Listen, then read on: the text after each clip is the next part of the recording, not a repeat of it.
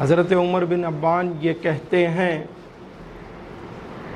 کہ حجاج بن یوسف بڑا ظالم اور جابر جو حکمران تھا، اس نے مجھے بھیجا کہ حضرت انس بن مالک رضی اللہ تعالی عنہ کو لے آؤں۔ چنانچہ کچھ سپاہیوں کو لے کر میں وہاں پہنچا اور حضرت انس بن مالک رضی اللہ تعالی عنہ کو آپ کے پاس لے آیا۔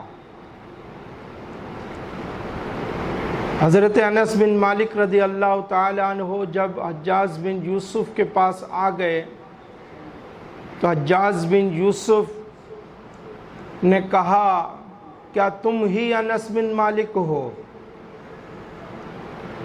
حضرت انس بن مالک رضی اللہ تعالی عنہ نے جواباً ارشاد فرمایا، ہاں۔ پھر حجاج کہنے لگا، کیا تم ہی وہ شخص ہو جو مجھے برا بلا کہتے ہو؟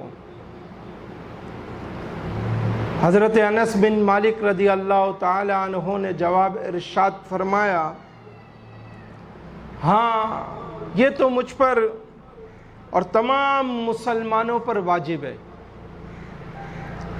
کیونکہ تو اسلام کا دشمن ہے، تو نے اللہ کے دشمنوں کی عزت افزائی کی اور اللہ تعالیٰ کے دوستوں اور ولیوں کو ذلیل کیا ہے۔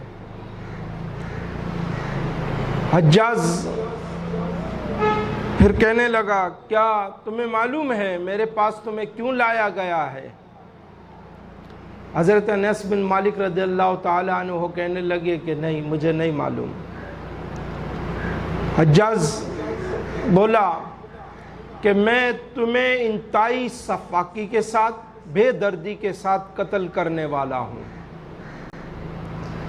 حضرت انس بن مالک رضی اللہ تعالی عنہ نے جواباً ارشاد فرمایا، اگر میں تیری بات کے صحیح ہونے کا یقین رکھتا تو میں اللہ کو چھوڑ کر تیری عبادت کرتا اور رسول اللہ صلی اللہ علیہ وآلہ وسلم کی بات میں شک کرتا۔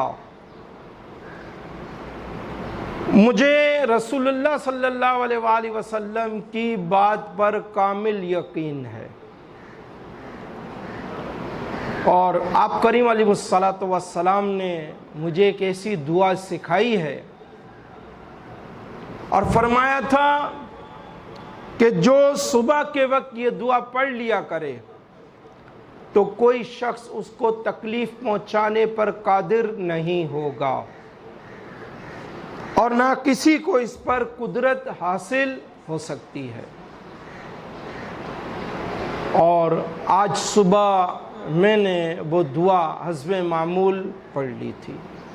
حجاج نے کہا، حضرت انس بن مالک رضی اللہ تعالی عنہ سے میں چاہتا ہوں وہ دعا آپ مجھے بھی سکھا دیں۔ حضرت انس بن مالک رضی اللہ تعالی عنہ نے ارشاد فرمایا، حجاج تو اس کا اہل نہیں ہے، بس یہ سننا تھا کہ حجاج کہنے لگا اپنے درباریوں سے کہ ان کا راستہ چھوڑ دو، ان کو جانے دو۔ حضرت انس بن مالک رضی اللہ تعالی عنہ حجاج کے دربار سے نکل آئے تو دربان نے حجاج سے کہا، اللہ امیر کی اصلاح کرے، آپ تو کئی دنوں سے ان کو تلاش کر رہے تھے اور آج جب ان کو پا لیا تو چھوڑ دیا۔ حجاج نے کہا، اللہ کی قسم، میں نے ان کے دونوں کندھوں پر شیر بیٹھے ہوئے دیکھے اور جب میں ان سے گفتگو کرتا تھا وہ میری طرف لپکتے تھے۔ اگر میں ان کے ساتھ کچھ کرتا تو پھر میرا کیا حال ہوتا۔ حضرت انس بن مالک رضی اللہ تعالی عنہ کے وصال کا جب وقت قریب آیا تو آپ نے وہی دعا جو آقا کریم علیہ الصلوۃ والسلام نے آپ کو تعلیم فرمائی تھی اپنے بیٹے کو سکھائی۔ یہ دعائے انس کے نام سے معروف ہے۔ دعا یہ ہے، بسم اللہ علی نفسی و دینی، بسم اللہ علی اہلی و مالی و ولدی، بسم اللہ علی ما آتانی اللہ، اللہ ربی لا اشرک بہ شیئا، اللہ اکبر، اللہ اکبر، اللہ اکبر، وَأَعَزُّ وَأَجَلُّ وَأَعْظَمُ مِمَّا خَافُ وَأَحْذَرُ عَزَّ جَارُكَ وَجَلَّ ثَنَاؤُكَ وَلَا إِلَٰهَ غَيْرُكَ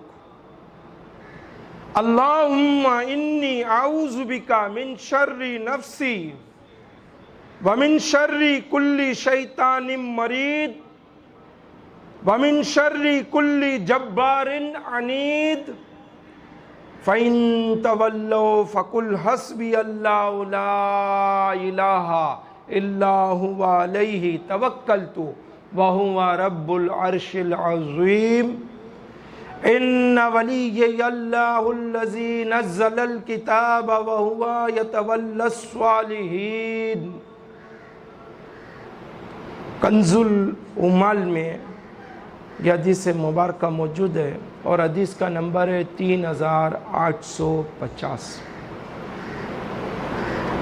ضرور صبح شام ہو سکے ایک بار یا تین بار یا پانچ بار یا پورے دن میں ایک دفعہ پڑھ لیا کیجیے، تاکہ اس کی برکتیں ہمارے شامل حال ہوں اور موجودہ حالات میں ہماری روحانی مدد دستگیری ہوتی رہے۔ جو دعا حدیث مبارکہ میں محبوب کریم نے سکھلائی، تعلیم فرمائی، اس کی اجازت تمام مسلمانوں کو ہے، قیامت تک کے مسلمانوں کو اس کو پڑھنے کی اجازت ہے۔ کوانٹٹی اگر نہیں لکھی تو پھر ایک دفعہ بھی پڑھ سکتے ہیں، 2 دفعہ بھی، 3 دفعہ، طاق عدد اللہ کو پسند ہے، 3 دفعہ پڑھ لیں، 5 دفعہ پڑھ لیں، چھوٹی ہے تو زیادہ پڑھ لیں، بڑی ہے تو کم پڑھ لیں۔